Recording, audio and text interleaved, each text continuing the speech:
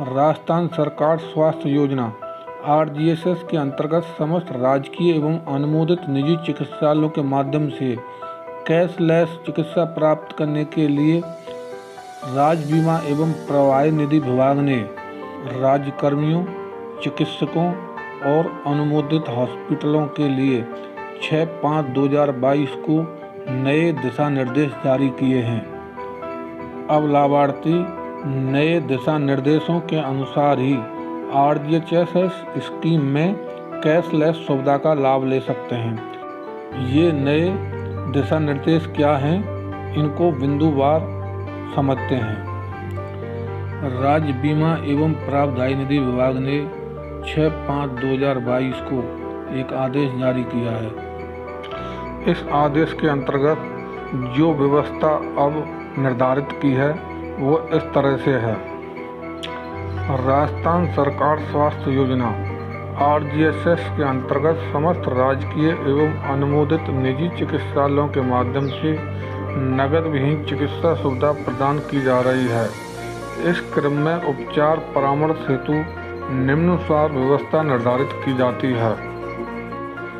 प्रथम नंबर पर निर्देशित किया है कि RGSS में पंजीकृत पेंशनर एवं पारिवारिक पेंशनर जो क्रोनिक डिजीज से पीड़ित हैं तथा उन्हें निरंतर दवाइयों की आवश्यकता होती है को ही चिकित्सक द्वारा आवश्यक समझे जाने तक दवाइयां परामर्श की जा सकेंगी, परंतु सहकारी दवा भंडार एवं अनुमोदित निजी मेडिकल स्टोर यह सुनिश्चित करेंगे कि एक बार में 30 दिवस से अधिक की दवाइयां नहीं दी जावें।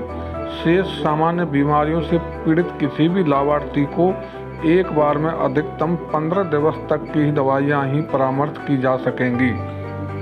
इस निर्देश से यह तात्पर्य है कि RGSS के लाभार्थी को अधिकतम क्रोनिक डिसीज में एक बार में 30 दिन की दवाई और सामान्य बीमारियों के लिए अधिकतम 15 दिन की दवा ही उपलब्ध अब हो पाएगी। सेकंड नंबर में यह निर्देश दिया है कि यह देखने में आया है कि चिकित्सकों द्वारा अनावश्यक रूप से जांचें एवं दवाइयां परामर्श की जाती हैं। अतः समस्त चिकित्सक यह सुनिश्चित करेंगे कि आवश्यक जांच एवं दवाइयां ही परामर्श की जावें। लाभार्थी के कहने अथवा आवश्यकता नहीं होने पर जांच परामर्श नहीं की जावें। यदि भविष्य में लाभार्थी की चिकित्सा हिस्ट्री में बेवजह जाँच एवं दवाइयाँ परामर्श किया जाना इंगित होता है तो इसकी समस्त जिम्मेदारी संबंधित चिकित्सक एवं चिकित्सालय की होगी। इस संबंध में कार्रवाई हेतु सक्षम स्तर पर सूचना प्रकाशित कर दी जाएगी।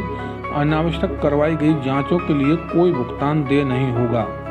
सेकंड नंबर के पैरा से तात्पर्य यह है कि चिकित्सकों को निर्देश दिया गया है कि आप अनावश्यक रूप से जांच दवाइयां नहीं लिखेंगे और अगर आप ऐसा करते हैं तो भविष्य में आपको उसका भुगतान देय नहीं होगा और आप लाभार्थी के कहने पर भी अनावश्यक जांचें और दवाइयां नहीं लिखेंगे।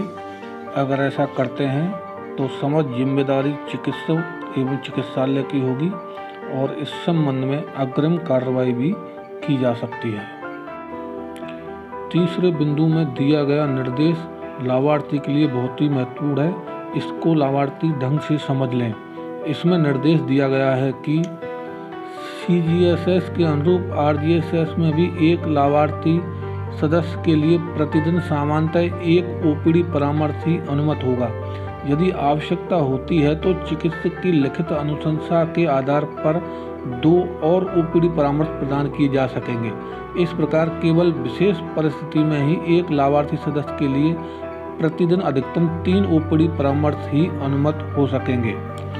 इस निर्देश का तात्पर्य यह है कि लाभार्थी के RGSS कार्ड में ऐड मेंबर में सभी प्रत्येक के लिए एक ही दिन में एक OPD ही लागू होगी। लाभार्थी उसी दिन दूसरे चिकित्सक को नहीं दिखा सकता। वह ऐसी परिस्थिति में ही दूसरे या तीसरे चिकित्सक को दिखा सकता है जब पहला चिकित्सक उस OPD पर्ची पर लिखित अनुशंसा कर दे और लाभार्थी चिकित्सक की लिखित अनुशंसा पर ही उसी दिन 2 OPD परामर्श और ले सकता है, लेकिन एक ही दिन में अधिकतम 3 OPD परामर्श ही ले सकता है उससे अधिक लाभार्थी नहीं ले सकता। चौथे नंबर के पॉइंट में निर्देश दिया गया है कि यह आवश्यक होगा कि चिकित्सालय radiology film, CT scan, MRI, X ray को स्वयं के प्रयोग हेतु सुरक्षित कर उसी समय मूल प्रति लाभार्थी को उपलब्ध कराएं। इस निर्देश से तात्पर्य है चिकित्सालयों को radiology film, CT scan, MRI और एक्सरे की मूल प्रति अब लाभार्थी को उपलब्ध करानी पड़ेगी। इसके लिए लाभार्थी मांग कर सकता है अगर चिकित्सालय उनको नहीं देता है तो। पांचवें पॉइंट में निर्देशित किया है, यह देखने में आया है कि चिकित्सालय द्वारा इंडो डे केयर प्रकरणों में डिस्चार्ज के समय दी जाने वाली दवाइयाँ उपलब्ध नहीं करवाई जा रही हैं। अतः इस कार्यालय के परिपत्र दिनांक 14/7/21 की पालना में अनिवार्य रूप से सुनिश्चित की जावे।